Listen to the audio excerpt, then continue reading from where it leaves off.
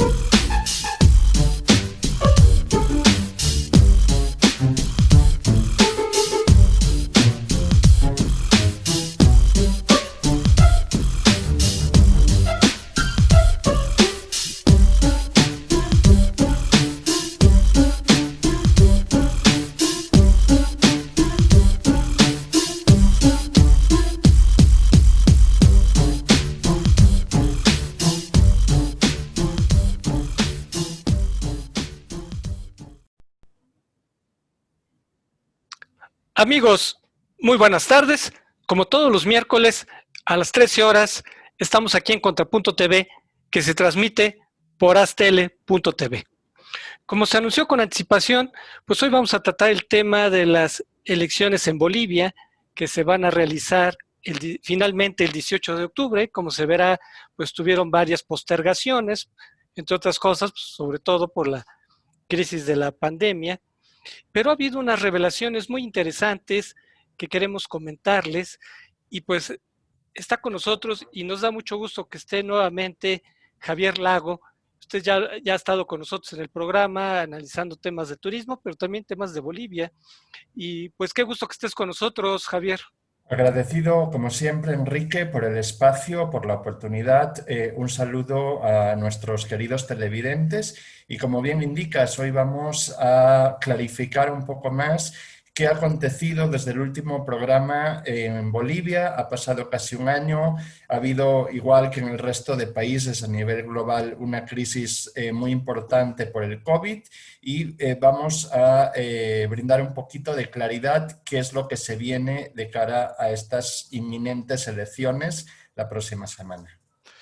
Pues sí, mire, mucha gente nos dirá, bueno, ¿por qué tanto interés en Bolivia? Lo que sucede es que ha habido, pues, un nexo importante entre los sucesos de México y los sucesos de Bolivia, el gobierno de México con Evo Morales, todo el mundo nos enteramos que aquí se les dio asilo, en fin, hay muchas cosas que, bueno, pues a todos los intereses de América Latina, pues siempre nos va a preocupar países como Bolivia, pero pues por la particular circunstancia de México hay un redoblado interés. ¿Te parece que veamos una presentación PowerPoint que preparamos ex profeso? Adelante.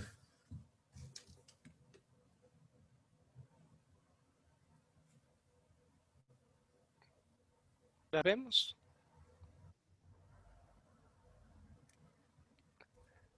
Sí, la estamos viendo, Javier. Así es. Perfecto. Sí.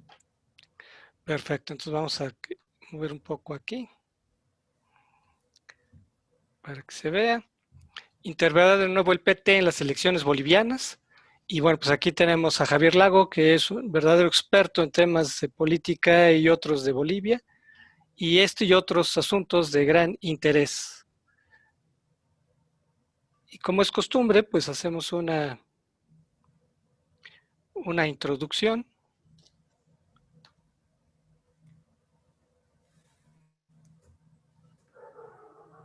Bolivia, al igual que el resto de América Latina, sufre una grave crisis política, económica y social derivada de la pandemia, pero en este caso también del fraude electoral de Evo Morales para perpetuarse en el poder. Incluso revelaciones actuales muestran que el PT de México intervino para favorecer el triunfo de aquel. Si bien Evo Morales y otros importantes funcionarios y dirigentes del MAS están en el exilio, este partido sigue como la fuerza política dominante y se aprovecha a sí mismo de la división de sus rivales.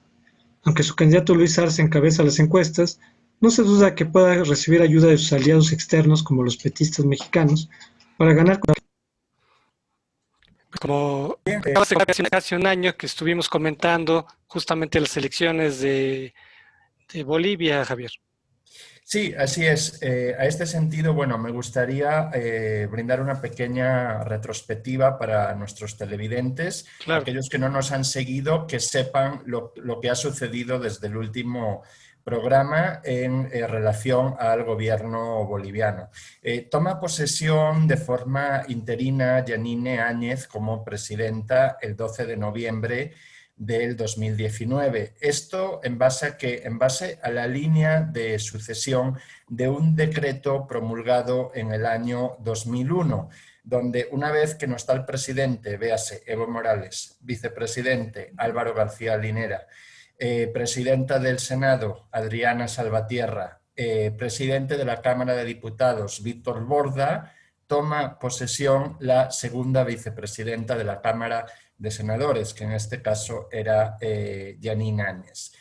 ¿Cuál era el mandato, cuál era la encomienda que el pueblo boliviano y que la propia Constitución le estaba sugiriendo a la presidenta interina?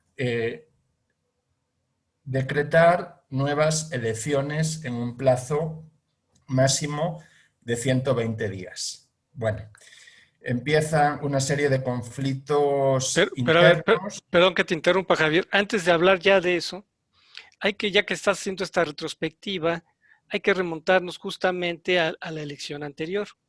Fíjate, pusimos esta imagen de cómo cuando se tenía ya más del 80% de los votos, Evo Morales sacaba 8% de ventaja a Carlos Mesa. Y por las reglas electorales, pues esto obligaba a una segunda vuelta, porque Así es. necesitaba 10%, porque no alcanzó el 50 más 1. Digamos, Exactamente. entonces, En caso de haber un 40% del escrutinio del primer candidato, se necesita que haya una diferencia del 10% para no ir a una segunda vuelta. exacto. Entonces fue y se cayó el sistema justamente cuando era inminente que se iba a requerir la segunda vuelta, y resulta que ya después de que regresa el sistema, Evo Morales ya tenía más del 10%, y entonces pues fue cuando se desataron las protestas, porque fue muy evidente el fraude electoral de Evo Morales, Javier. Sí, bueno, aquí yo creo que hablando del nexo con México se marcaron un Bartel, ¿no?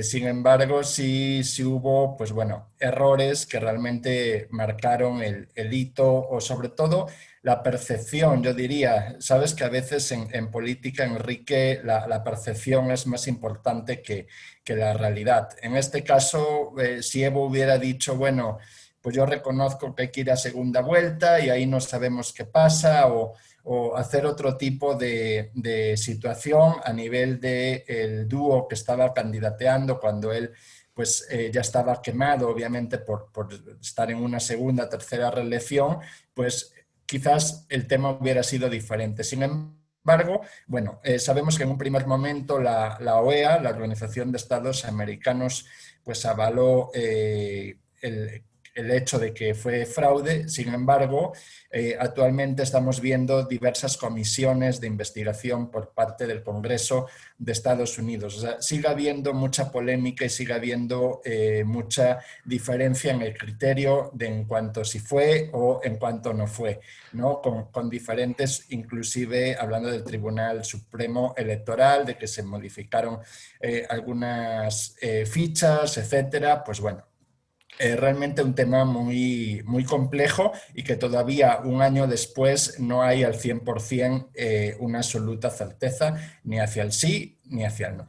Bueno, pero al margen de esta polémica, el hecho concreto es que el mismo Evo Morales convocaba a otra elección, o sea, con eso reconocía que lo que estaba pidiendo la gente, que se anulara esta elección, por ese intento frustrado de entronizarse en el poder, pero finalmente pues el ejército, la Confederación Obrera Boliviana, le pidieron a Evo Morales que mejor y lo invitaban a renunciar, ¿no?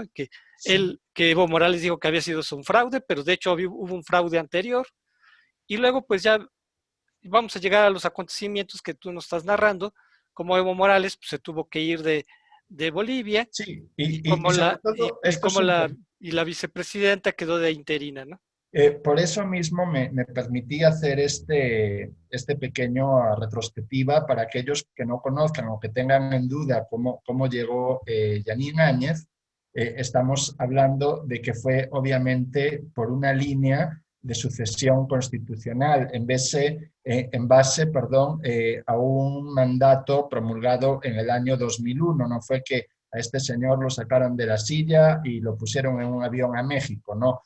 Obviamente renuncia el primero, el segundo, el tercero, todo el organigrama político y pues por línea de sucesión le toca a ella, pero sí recordemos, creo que es importante hacer mención, que con el mandato del pueblo y de la Constitución de volver a convocar elecciones en el plazo de 120 días, obviamente de forma interina, y bueno, de ahí surge la nueva polémica cuando la presidenta decide candidatear, ¿no? Exacto, sí fue muy criticado. Ahorita vamos para allá, pero para terminar con este asunto del fraude, como tú decías, bueno, fue un asunto polémico, pero poco a poco están saliendo cosas importantes. Tú conoces bien a este personaje, Juan Ramón Quintana, que fue el ministro de Presidencia de Evo Morales. ¿Por qué es un personaje polémico y tan cuestionado, Javier? Bueno, es el hombre fuerte del gobierno, es, digamos, el que trabaja en la sombra con todos los organigramas conjuntamente con Álvaro García Linera y también, pues bueno, una persona que viene de un pasado con un poco de controversia, pasado militar en la Escuela de las Américas, también ligado a gobiernos anteriores de Bolivia. Entonces, realmente, pues bueno, una figura muy controversial, seguramente nexo de muchos vínculos con gobiernos, con intereses privados en el extranjero y actualmente en la Embajada Mexicana en La Paz. Bueno, pues exiliado o con salvoconducto, esperando su salvoconducto o que nuevamente el MAS tome el poder para volver a salir de esa condición en la que se encuentra ahora, ¿no? Fíjate, no es casual que esté asilado en la Embajada de México. Y justamente porque es un operador político oscuro que muchas veces le hizo el trabajo sucio a Evo Morales. Por esa razón no extraña las revelaciones del actual procurador de que él estuvo operando con mexicanos, incluso un venezolano, para tratar de manipular cibernéticamente los resultados. O sea, han estado saliendo cosas que nos escandalizan, pero que no nos sorprenden, porque justamente el PT también es un partido aquí en México también que ha hecho mucho trabajo sucio ahora para que ganara López Obrador. Todo esto también aquí fue muy polémico, todo un financiamiento pues, que era ilegal y que finalmente quedó impune. En fin, hay una larga historia del PT que no nos vamos a meter, pero a lo que me refiero es que todas estas revelaciones no son descabelladas, sino que tienen razón de ser, Javier. Sí, ha habido mucha controversia y a este sentido me gustaría citar gran parte de las acusaciones mutuas entre el gobierno de México y el gobierno interino de Bolivia. Bueno, acoso a la embajada mexicana denunciada a la Organización de Estados Americanos. Bolivia denunció a México por violación del Tratado de Montevideo cuando Evo Morales hacía declaraciones un tanto beligerantes durante su periodo de asilo en México. México que dice que él no está anexado al Tratado de Montevideo, por lo cual no lo tiene que respetar. Segundo, la doctrina Estrada mexicana. Bueno, ahí el gobierno de López Obrador echa mano del artículo 6 de la Carta Magna relativo a la libertad de expresión. Bolivia le vuelve a denunciar con el tema en la CELAC, la Comisión de Estados Americanos y el Caribe. Entonces, estamos hablando de que esto se ha convertido como en una especie de grilla, en una especie de guerra sucia política, obviamente cada uno hacia sus intereses, y estamos viendo cómo esto también sale ahora, prácticamente a 10 días antes de las elecciones. Bueno, por supuesto el tema, tú lo sabes, Enrique, del timing político, es algo muy importante, aunque tú tengas una información, cuándo la vas a sacar y con eso qué réditos, en este caso electorales, o de cara a la decisión de un gran número de posibles votantes bolivianos que todavía no tienen decidido el signo de su voto, puedan tener todas estas informaciones que estás comentando. Fíjate, hay prominentes petistas, morenistas, pues participan en el Foro de San Paulo, que es un instrumento pues de grilla política latinoamericana Sí, y como el que, Grupo de Puebla. exacto, como el Grupo de Puebla, y bueno, pues todos ellos se hacen uno y pues se ayudan mutuamente y era evidente que Evo Morales requería toda la ayuda posible para poder ganar en esas elecciones y bueno, pues desafortunadamente hay gente que está preparada para la tropelía, para la tranza, como decimos aquí en México, y pues incluso dicen que se recurrió a un software para poder manipular los datos electorales. Bueno, fíjate que es algo, digo, que es de conocimiento público en varios países. Creo que aquí en México no tuvo la repercusión que quizás la noticia podía tener o el origen. Es que hubo una empresa mexicana que se llama Neurona, que al parecer es una empresa de posicionamiento de contenido en redes sociales y, bueno, que manejan este tipo de chatbot para efectivamente grilla política, etcétera, que, bueno, recomendada en ese momento por el secretario de Podemos, Pablo Iglesias, de España, le invitó a Evo Morales a participar con esta empresa. Llegó un equipo de mexicanos de esta empresa Neurona a manejar todo el tema, perdón, de la comunicación en redes sociales, online, etcétera, y todo lo que era posicionamiento a nivel partidista favorable al ente de Evo Morales, ¿no? Pero bueno, ahí también hubo temas de dineros, pero bueno, pues finalmente es independientemente una noticia de esta que estamos hablando ya de vínculos directos o de que a través de qué programas pudo existir la alteración del balotaje en las elecciones del año pasado. Sí, porque mira, que se le dé asesoría política o se le vean servicios, pues no me escandaliza, ¿no? Lo que sí me escandaliza es que se dé toda esta cuestión de usar software y tratar de manipular la voluntad popular de los bolivianos. Sí, Y según declaraciones recientemente de la Embajada de México en Bolivia, que recordemos que está con un encargado de negocios, la embajadora fue invitada a regresar a México, según ellos solo fueron observadores del INE y del Tribunal Electoral del Poder Judicial Político, pero esa es la información, como digamos, oficial que se está brindando. Ya las informaciones o lo que hay por detrás, pues bueno, yo lo que quiero decir es que, tú sabes, Enrique, favores en política con favor se paga, ¿no? Entonces, finalmente, aquí ya estamos hablando, independientemente de nombres, de que hay unos intereses muy grandes de grupos de poder y de determinados países,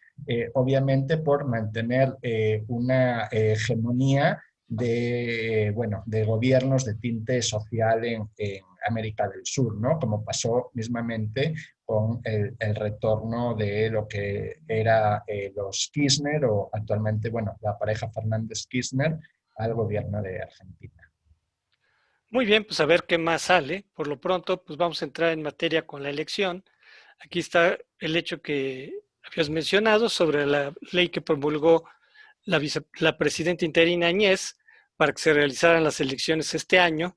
Era muy importante ese compromiso político que ya no se siguiera postergando y sin embargo, por las circunstancias de la pandemia, se obligó por lo menos como 3 veces, se postergó la elección, si no es que me equivoco, Javier. Sí, hubo diferentes cambios de fecha. En un primer momento era el mes de mayo. Bueno, creo que fue cuando empezó el pico también de la pandemia, lo cual, bueno, le causó un desgaste bastante grande por el tema de la gestión del coronavirus.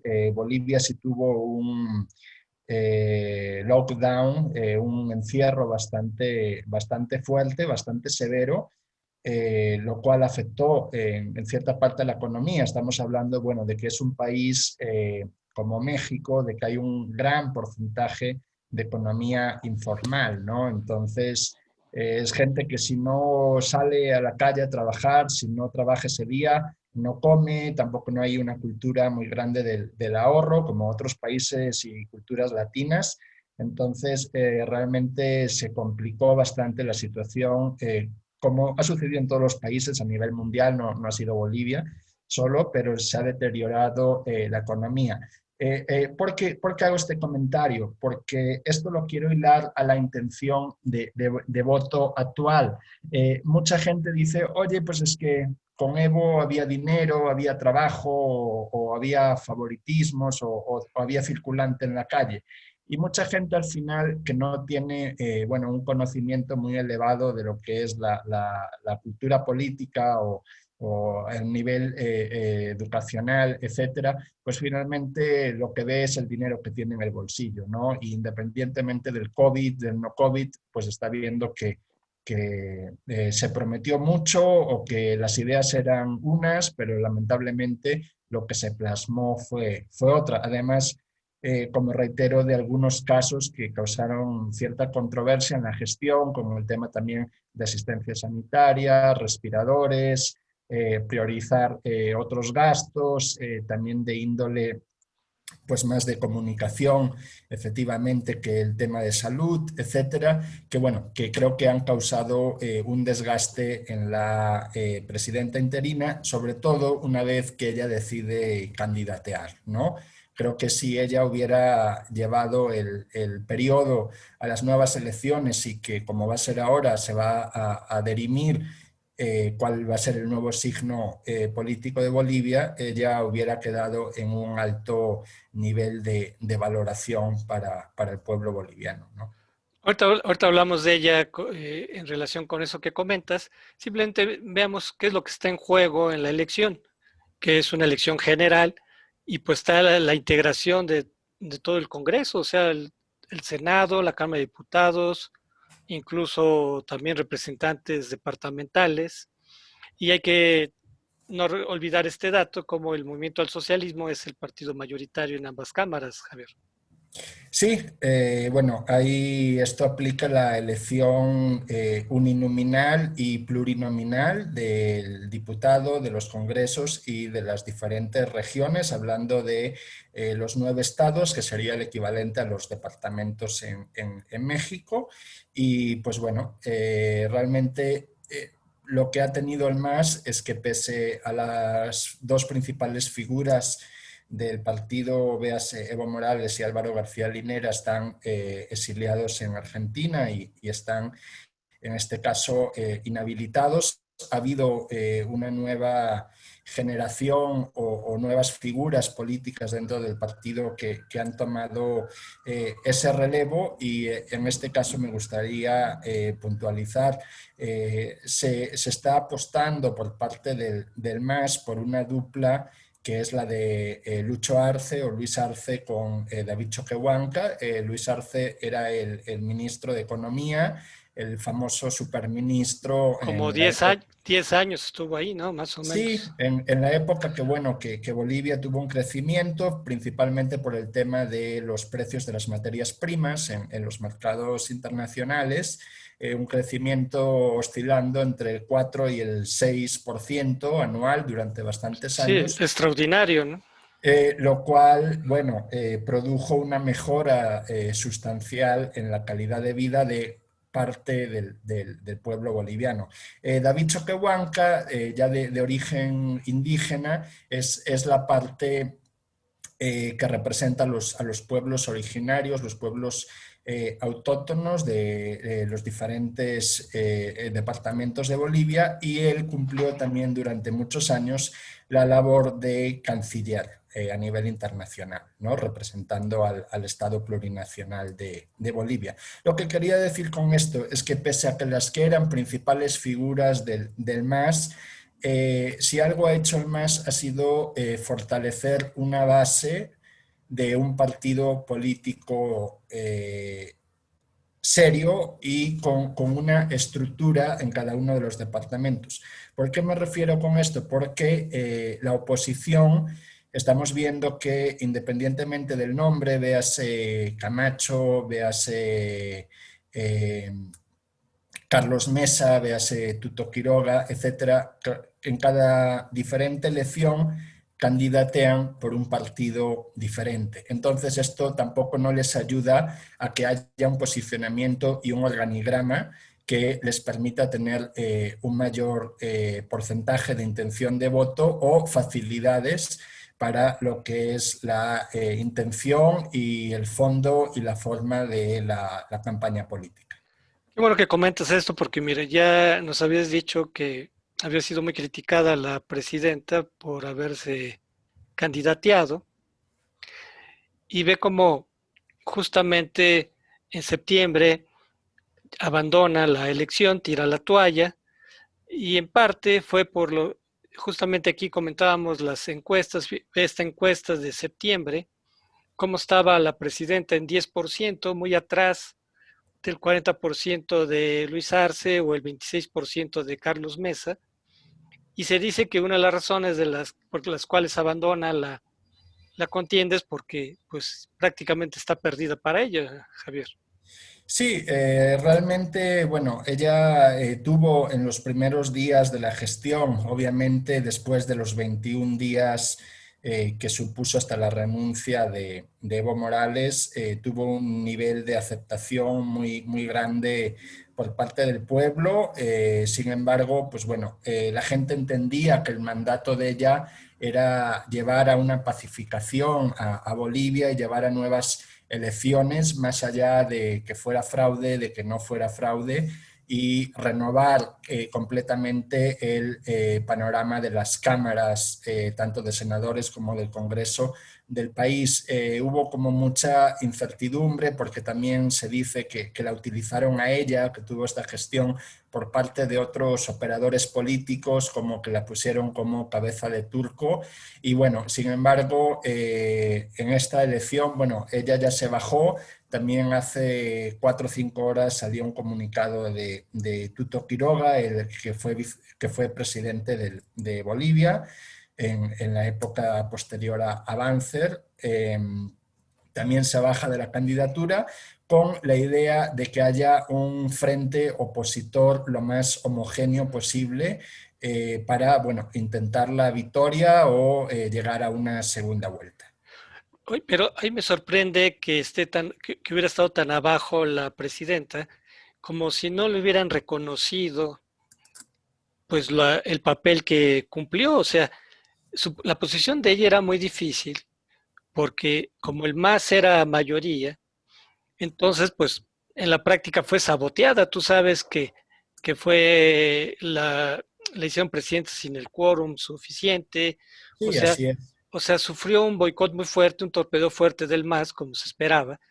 ¿Y cómo es que la gente no le valora que gracias a su actitud, a su postura y podemos decir a su valentía, pues Bolivia se reencauzó por un cauce institucional después de que Evo lo había fracturado con ese fraude electoral, Javier? Yo creo que la gente, te digo, no es una opinión un poco que ha recabado de diferentes medios online y bueno, de conocidos que tengo en el país. La gente la veían a ella candidateando, pero no para esta vez, la veían a 4 años, ¿no? Como diciendo, bueno, llegó de una forma accidental, digo, independientemente del contexto, no se le va a negar la gestión, pero no es el momento de ella, ¿no? Finalmente, creo que el pueblo boliviano, independientemente de que fuera de pensamiento de izquierda, pensamientos de derecha, porque a mí me ha sorprendido mucho ya no ataques que haya recibido del MAS, porque finalmente pues tú sabes que eso es grilla política, ¿no? Y es lícito y es el juego político. Sí, Lo que, normal. lo que me ha sorprendido más es el ataque de sus adversarios de un espectro centro-derecha, realmente. Bueno, mira, yo quiero entender lo siguiente, ¿no? ¿Por qué está tan abajo? Porque, pues de alguna manera paga el costo de la pandemia. O sea, en, Obviamente, todo en político que está realidad, en una que está posición ahorita en el poder va a pagar ese costo, ¿no? sufre un desgaste, ¿no? O sea, todo político que está en gestión, para bien o para mal, pues lo ven con lupa y sufre un desgaste en la gestión. Y realmente con la situación global en la que nos encontramos, pues realmente no estuvo fácil la situación. Y te digo, Bolivia tomó medidas de un cierre muy fuerte durante varios meses. Entonces no había importación, no había exportación, Claro. no había turismo.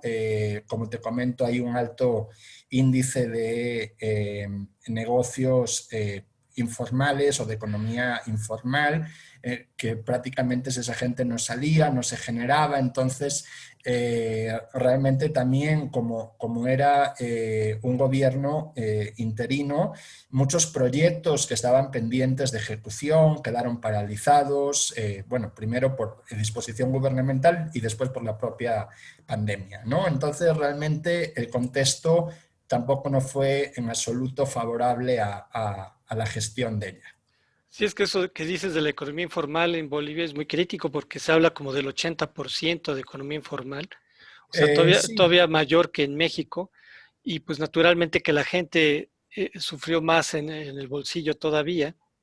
Y luego lo que comentas de los opositores que la critican, bueno, es que finalmente ya está en el gobierno y la oposición pues siempre por definición va a criticar al gobierno y más si el gobierno es impopular, pues resulta rentable criticar a la gente que está en el gobierno. pero a lo que me refiero es que se puede entender esto, pues en este caso del MAS, pero No, ella ha porque los otros son sufrido, opositores también, o sea, ajá, o los otros sea, candidatos son opositores y yo como opositor pues le voy a tirar al gobierno, ¿sí? sí, o sea, ha sufrido mucho fuego amigo, ¿no? O inclusive gente que en un momento dijo apoyarla y después le dio la vuelta y bueno, realmente, y en este caso quiero entrar con otro punto.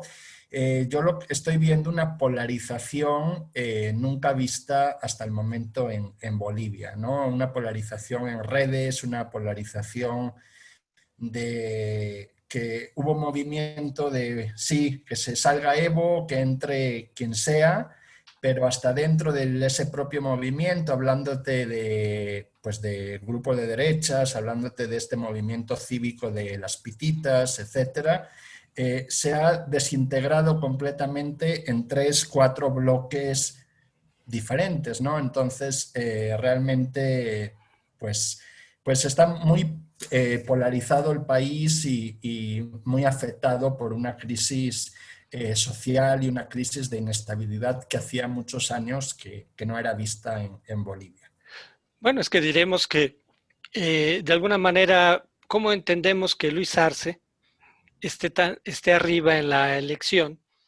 Pues en parte porque pues él cosecha justamente la estabilidad que le dio el gobierno de Evo Morales hasta que se dio la situación del fraude.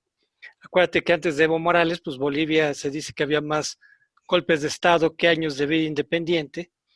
Y sin duda, pues la gente le reconoce al MAS que pues con Evo Morales se llegó a una época de estabilidad. Luego tú mencionaste bien la época de auge de las commodities que subieron el precio de los productos bolivianos, de las materias primas. Sí, Y, sobre todo del gas, de lo que es el litio, petróleo, etcétera. Realmente, bueno, Bolivia es un país muy rico en recursos naturales, ¿no? exacto. Entonces, de eso, de alguna manera, Luis Arce cosecha eso, pero no hay que olvidar que después de que se acabó el boom de los commodities, ya se empezó a ver ya se empezó a desacelerar la economía y justamente hoy ya Bolivia vive un periodo de franca contracción, de franca recesión. Entonces ahí es un punto, o sea, y eso no es solamente atribuible a la pandemia, sino al modelo que implantó Evo Morales, Javier. Sí, de hecho, y mira, esto lo iba a comentar más adelante cuando ya empezáramos a hablar de los candidatos, pero bueno, lo hilo perfectamente. Independientemente de que salga Lucho Arce, de que salga Carlos Mesa, que son los que tienen, yo diría, la total de las probabilidades, ¿no? Vemos aquí al señor Camacho, que bueno, que realmente su figura ha quedado también un poco emborronada para parte de la percepción social del país por cómo ha llevado de ser un líder cívico a tener una ambición política cuando la sociedad o gran parte de la sociedad boliviana le reclamaba el apoyo al que pudiera ser más probable opositor o candidato a ganarle al MAS, ¿no? Pero ese es otro punto en cuestión. Lo que te quería comentar, Enrique, y a los televidentes, sea Carlos Mesa o sea Lucho Arce, van a tener que hacer una reingeniería muy grande de lo que es la economía en Bolivia, sobre todo abrirse mucho a la inversión extranjera, a inversión público-privada, véase las joint ventures o, por supuesto, a la inversión extranjera más allá del tema de las commodities, ¿no? Estamos hablando de I+D+I, del tema del campo, de agropecuario, que tiene un porcentaje muy fuerte en la economía boliviana, hablando de la zona oriental de Santa Cruz. Entonces, realmente, sea quien sea, van a tener que llegar a consensos, independientemente de cómo queden las cámaras, y hacer una reingeniería económica para, más allá de lo que ha sido el tema de commodities, más allá de lo que ha sido el consumo interno, que ha jalado mucho el PIB de Bolivia y el bienestar. O sea, el dinero que corría en la calle era mucha gente que de repente pues se compraban una casita, se compraban un terreno, a los 2, 3 años ese terreno se duplicaba por un valor de 2, 3 veces, entonces realmente van a tener que aperturar el país a la inversión extranjera y a nuevos proyectos, obviamente también en el área de infraestructuras y también en el área de tecnologías. Qué bueno que comentas ya estos puntos, porque fíjate, llegamos a los debates que se dieron el pasado fin de semana, que nos puede servir de hilo conductor para ver cuáles son estas ideas que están confrontadas y por qué se da esta polarización. Justamente el hecho de que fuera, fíjate, fueron los primeros debates después de 18 años. Yo creo que hay que detenernos en este punto de por qué Evo Morales no quería debatir.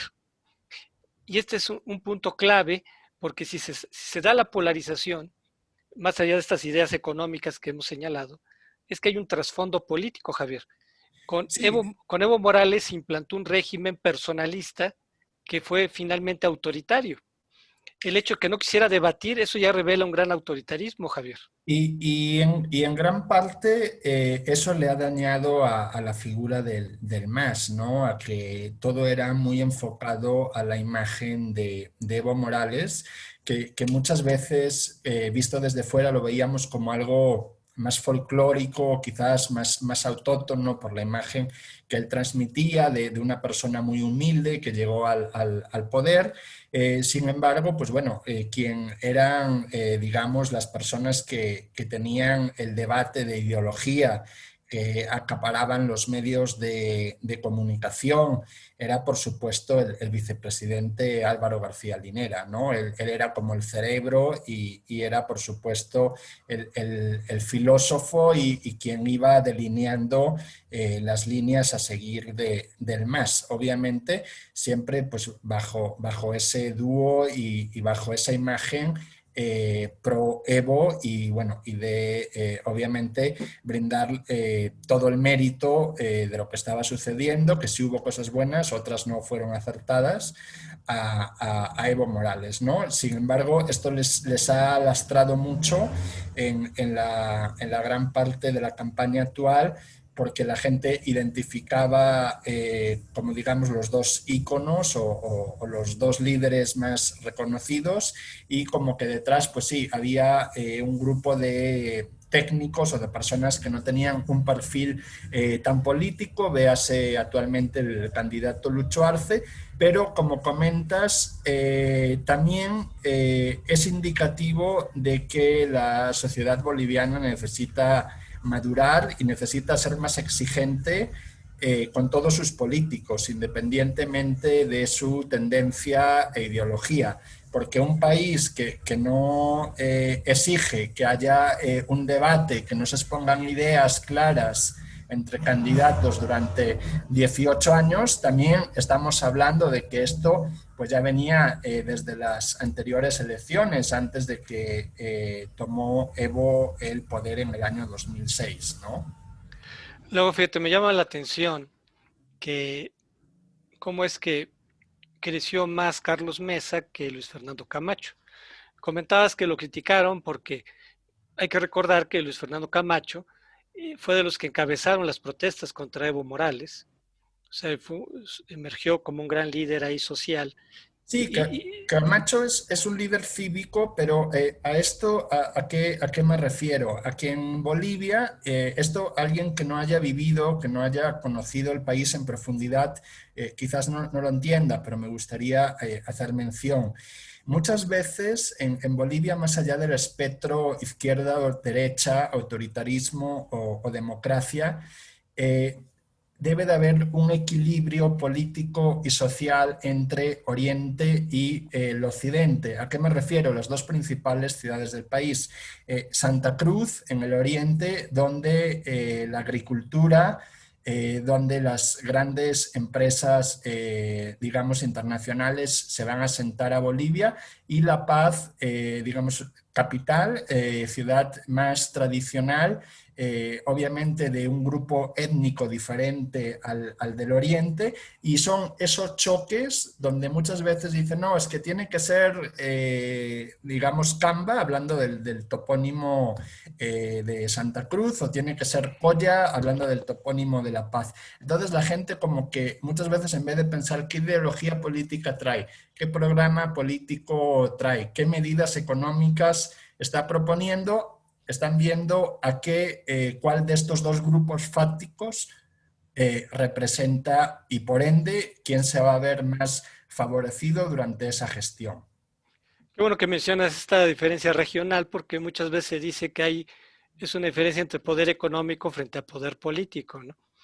Así es. Entonces, bueno, pues hay mucha razón en esto. Pero a ver, ¿cómo es que Carlos Mesa haya crecido más si él trae pues un pasado polémico?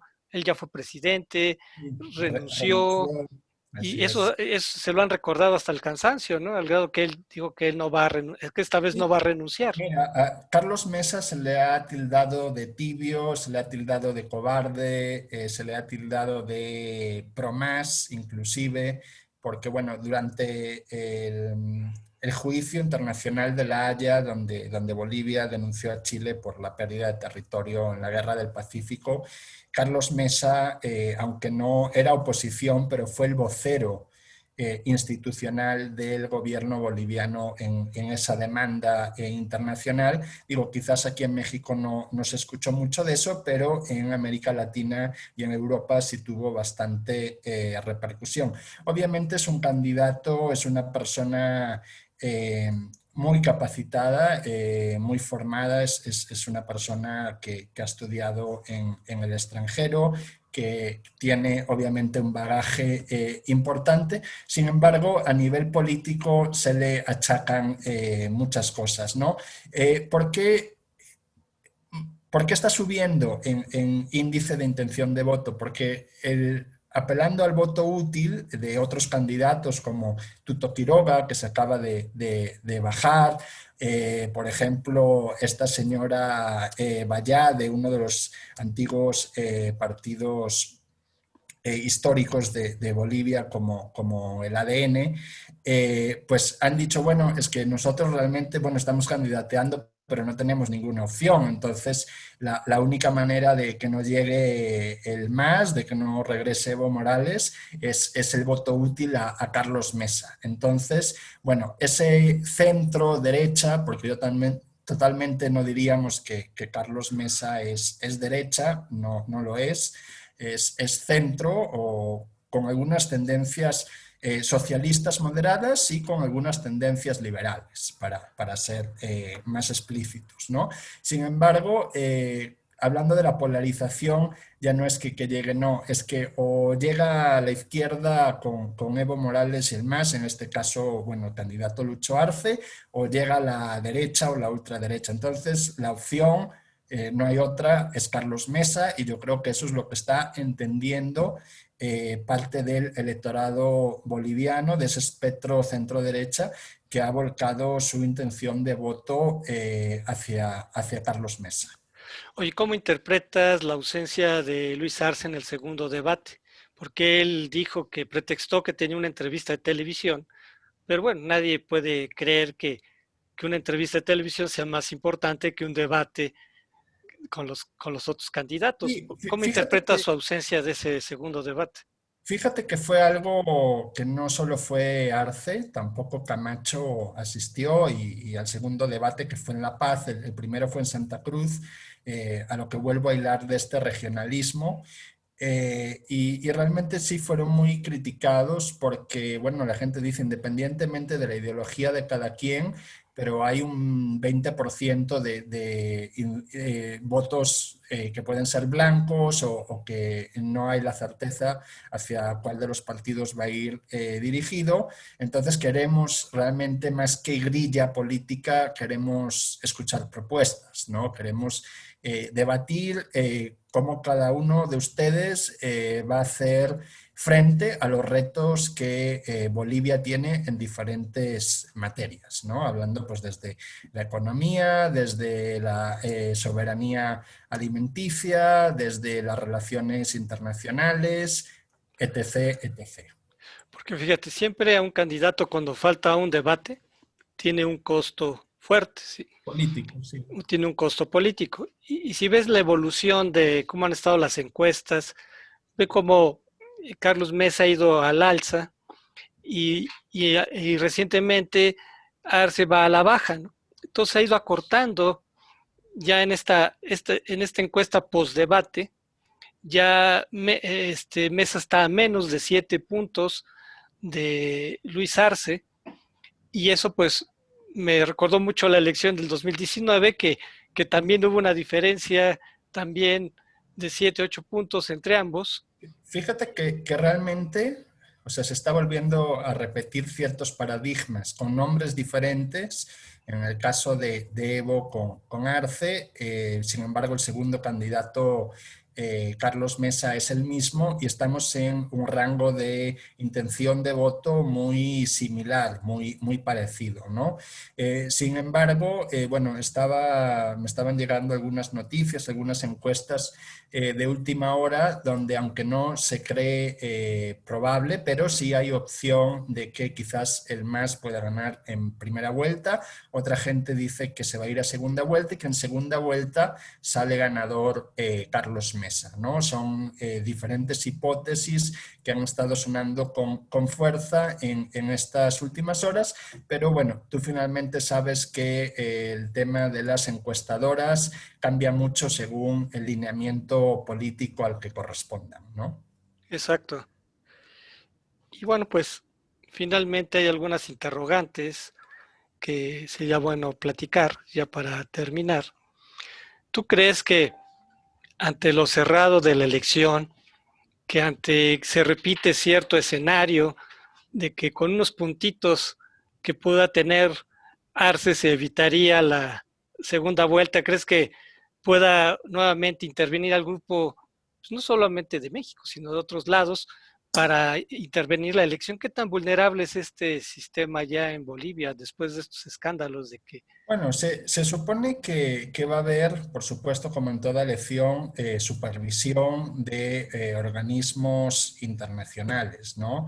Véanse la OEA, véanse diferentes gobiernos que mandan a delegados a supervisar pues que todo sea bajo un cauce democrático. Sin embargo, pues bueno, en Bolivia, como muchos países de América Latina, en política las cosas no son lo que parecen. Entonces, siempre podemos llevarnos alguna que otra sorpresa. Sin embargo, dado el ruido que se ha producido a partir de la última elección del año que viene, no creo que alguien se quiera atrever, estando tan tensa todavía la situación a nivel social en el país y a nivel de repercusión en medios, a que haya algún tipo de, bueno, de fraude o de golpe o de alguna tendencia que no sea la voluntad del pueblo boliviano, ¿no?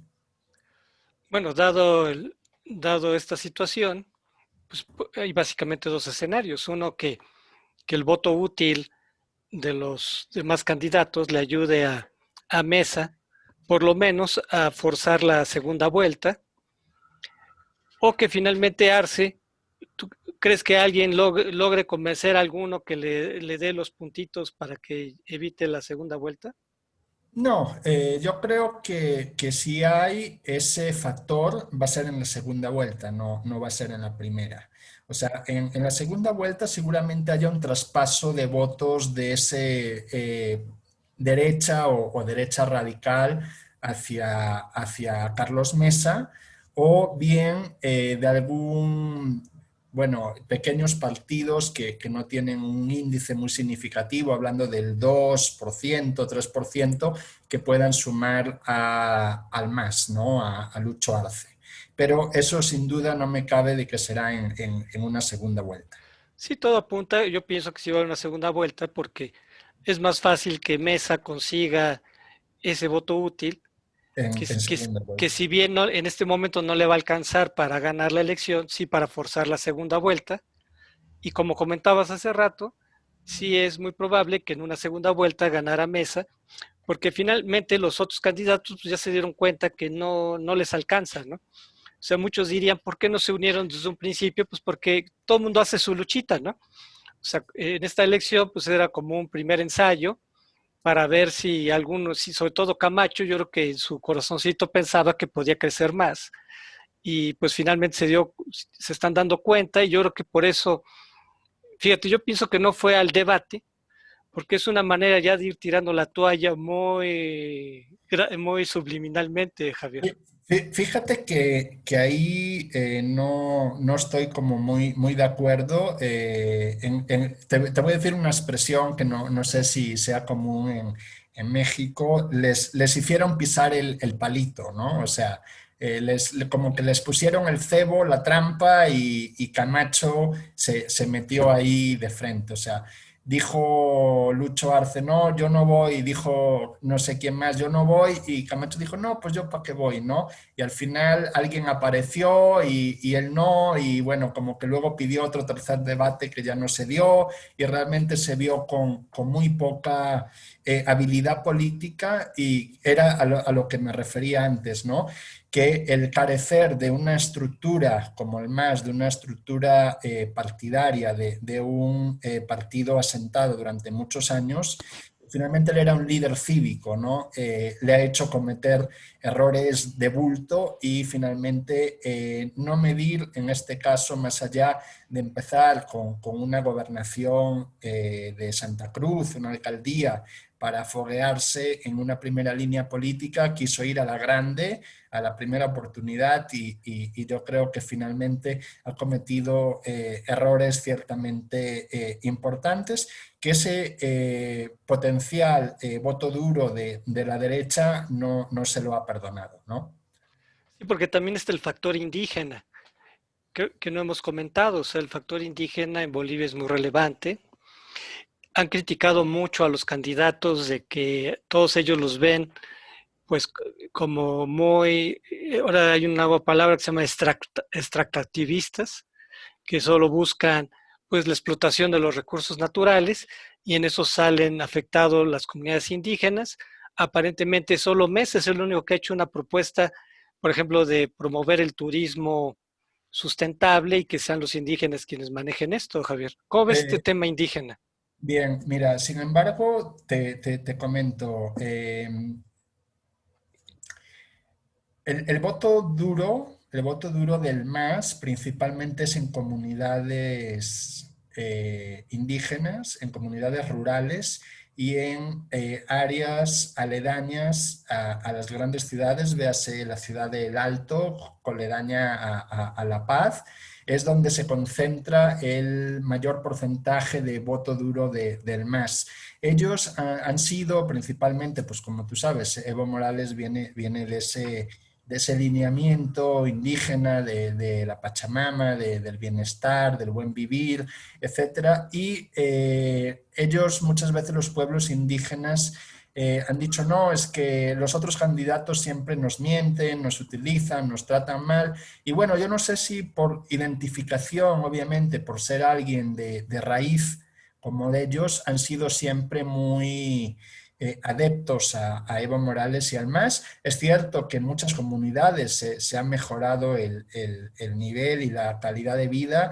Yo te puedo comentar de que había pues localidades muy alejadas, muy perdidas en el campo, donde prácticamente no había luz, no había agua, eran cabañas de adobe, y en la gestión del MAS, pues bueno, les han implementado agua potable, alcantarillado, luz, les han puesto casas prefabricadas, o sea, les han dado una cierta dignidad, ¿no? Hablando del tema del turismo, sí, el turismo comunitario tiene mucha relevancia en lo que es el factor social en Bolivia, y son estas comunidades las que, independientemente de las acciones del gobierno central, ellos autorizan y ellos tienen esta operación propia de lo que es su entorno y sus recursos naturales. Vamos a ser como muy claros, ¿no? El voto duro del MAS son áreas rurales y áreas periféricas de las grandes ciudades donde ha habido un movimiento de migración interna, y el voto duro principalmente de la derecha es la zona de Santa Cruz, la zona del oriente, digamos la capital económica del país y la ciudad más cosmopolita y más desarrollada, y por supuesto las otras grandes ciudades, véase La Paz o véase por ejemplo Cochabamba, ¿no? Acuérdate de que hubo unos grandes incendios en Bolivia y estaba el gobierno de Evo cuando se dieron los incendios, que hubo una gran devastación. Entonces, el MAS no va a pagar ese costo de toda la destrucción ambientalista que se ha dado en Bolivia, y no solo por los incendios, sino por toda la explotación que ha habido de la minería, la ganadería, la agricultura. Fíjate que eso era algo a lo que me refería antes. El MAS ha hecho mucha sinergia con los grupos fácticos de poder en Santa Cruz, la región donde la ganadería y la agricultura tiene un peso específico más fuerte, digamos, estos terratenientes, etcétera. Entonces, realmente yo creo que, bueno, no vamos a ver ni de lejos los porcentajes con los que ganó Evo Morales en las primeras oportunidades, que si lo recuerdas era el 55%, 60%, eran prácticamente abrumadoras. Ahora estamos hablando de un 39, 40, 41, entonces estamos bueno, viendo de que hay un baremo aproximadamente de unos 20 puntos que puede fluctuar en posiciones más moderadas dentro de la línea de votantes del MAS, ¿no? Amigos, se nos acabó el tiempo. Agradecemos mucho a Javier que haya estado con nosotros. Creo que aprendimos mucho de esta situación boliviana. Javier, qué bueno que haya estado con nosotros. Gracias, como siempre, a la orden. Y los invitamos para que la próxima semana estén con nosotros para que analicen otros temas de interés nacional o internacional. Hasta la próxima. Astele.tv